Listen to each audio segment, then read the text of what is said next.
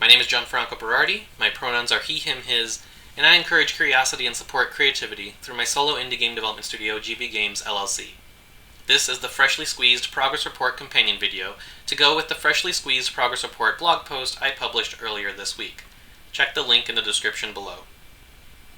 In last week's report, I talked about characters transferring knowledge through dialogue and responding differently depending on if they had direct or indirect knowledge of a topic in The Dungeon Under My House, my second freshly squeezed entertainment project. If you've been following along, you know that The Dungeon Under My House will be a non-violent, first-person dungeon crawler, and as a freshly squeezed entertainment project, it will be a polished, playable prototype that provides a complete entertainment experience. It will be freely available for desktop computers as well as mobile devices with no ads, no in-app purchases, and no personal data tracking. Last time, I had started the work of telling a character a belief, and I finished the menu flow. It's similar to asking a character something, but the tell button won't work until you select a belief, since you can't tell someone a topic unless you're sharing a specific belief about a topic. And any non-party members in a location also update their beliefs due to overhearing the conversation. I had to ensure that a character such as Dad, who already knows where the jar of pickles is located, doesn't update his beliefs to then have indirect knowledge from hearing himself say where they are.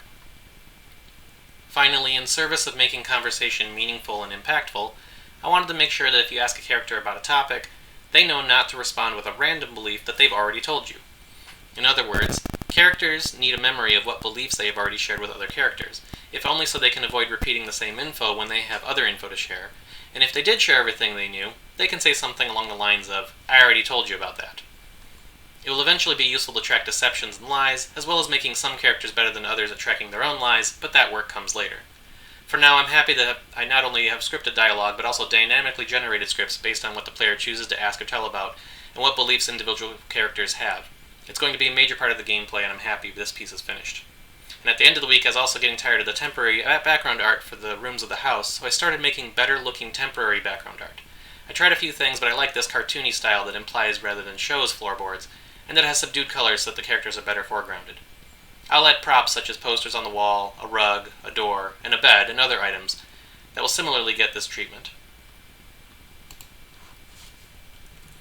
Meanwhile, I was going through my game's intro sequence and trying to find ways to shorten it and make it more interactive, using the new dialogue options right away to both make the game feel less like a novel and to ensure that the core gameplay comes up right away.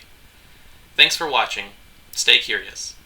Now, if you want to learn when I release The Dungeon Under My House or about future freshly squeezed entertainment games I'm creating, then sign up for the GB Games Curiosities newsletter and download full-color player's guides to my existing and future games for free. Again, check the links in the description.